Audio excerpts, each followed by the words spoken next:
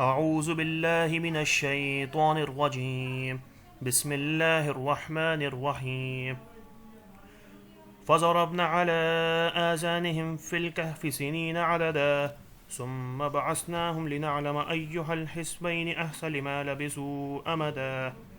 इसका तर्जुमा यह है, बस हमने इनके कानों पर गिनती की कई साल तक इसी गार में पर्दे डाल दिए, फिर हमने इन्हें उठा खड़ा किया कि हम ये मालूम कर लें कि दोनों गिरों में से इस इंतहा मुद्दत को जो इन्होंने गुजारी किसने ज़्यादा याद रखी है। इसके बाद मैं एक हदीस का मफ़हूम यहाँ बयान करूँगा।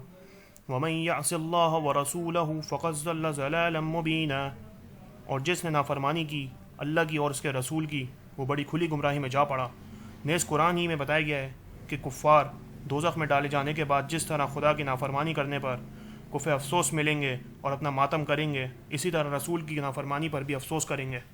अस्सलामु अलैकुम, my name is Mohammad Zubair and today I am going to explain the case study of Hodgkin disease. First, I explain the case study 1.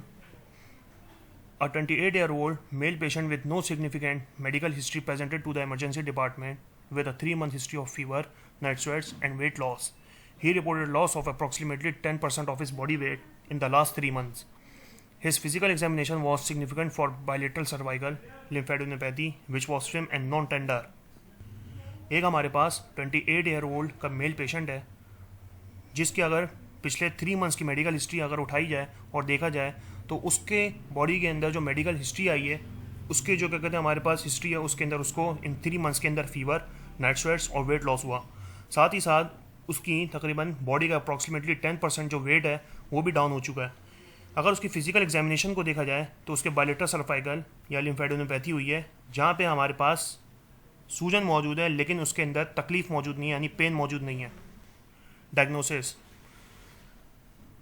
Human immuno virus, hepatitis B and hepatitis C serology were negative. Computed tomography scan of the neck thorax abdomen showed enlarged lymph nodes in the neck. Mediastinum abdominal cavity with the largest nodes measuring 6 cm in diameter. किसी भी disease को जानने के लिए उसको जो test होते हैं वो हमारे पास डायग्नोसिस टेस्ट होते हैं, जिसमें हमारे पास ह्यूमन इम्यू वायरस का, हेपेटाइटिस बी का, हेपेटाइटिस सी का और सीरोलॉजी टेस्ट किए गए जो कि हमारे पास पेशेंट के नेगेटिव आए, जिससे हमें ये पता चला कि उसको हॉजकिन डिजीज़ हो चुकी है। कंप्यूटर टोमोग्राफी की गई, स्कैन किया गया नेक की तरफ का, थोरैक्स की तरफ का और एब्डोमेन की तरफ का, जिसमें देखा ये गया कि उधर के जो लिम्फ नोड्स थे वो बहुत ज़्यादा इंलार्ज हो चुके थे, अपने मैक्सिमम 6 सेंटीमीटर्स यानी साइज से ज़्यादा हो चुके थे। Treatment and outcome: The patient was stage as 3B. He was started on chromatotherapy with ABVD regimen, adriamycin, bleomycin, vinblastine, and dicarbazine, which was given every 2 weeks for 6 cycles. During his treatment, the patient developed febrile neutropenia, which was managed with antibiotics and granulocyte colony stimulating factor. Patient की अगर treatment की जाए तो with the help of हम लोग chemotherapy की मदद से करेंगे, with the help of 4 drugs जो कि हमारे पास स्टेरॉयडल अगेंस्ट ड्रग्स हैं, जिसमें हमारे पास एट्रियामाइसिन, बिलियोमाइसिन, विनब्लास्टिन और डीकार्बिजिन की मदद से हम लोग पेशेंट की कीमोथेरेपी करेंगे। लेकिन कीमोथेरेपी करने पे एक डिसएडवांटेज ये आता है कि पेशेंट्स की बॉडी के अंदर न्यूट्रोफिल्स जो हैं उसकी मिकदार कम हो जाती है, तो उसको नॉर्मल करने के लिए हम लोग पेशेंट्स को एंटीबायोटिक देते हैं जो कि हमारे पास ग्रेनुलोसाइट कॉलोनी स्टिमुलेटिंग फैक्टर है, और ये साइकिल तकरीबन हम लोग 2 वीक्स तक हम लोग 6 साइकिल्स पेशेंट्स को देते हैं। After completing chemotherapy, restaging with CT scan and PET scan showed completely remission. The patient was followed up to for 2 years and remained in remission with no evidence of recurrence. जब हम लोग chemotherapy जब patients की कर देते हैं treatment में, तो उसके बाद जो लास्ट क्या कहते हैं हम लोग करते हैं वो पेशेंट का CT स्कैन और पॉलीमर्जिंग टेस्ट करते हैं, ताकि तकरीबन 2 साल तक इन टेस्ट को किया जाता है ताकि पेशेंट्स को दोबारा से ये बीमारी कॉज ना हो जाए। इसका रेफरेंस यहाँ पे मौजूद है और यहाँ पे मैंने मेंशन करा है कि जहाँ से मैंने इसको लिया था। Now I am explain the case study 3. A 27-year-old woman presented to the emergency room with complaints of worsening headache, nausea and vomiting for 10 days, which were preceded by swelling of her tongue.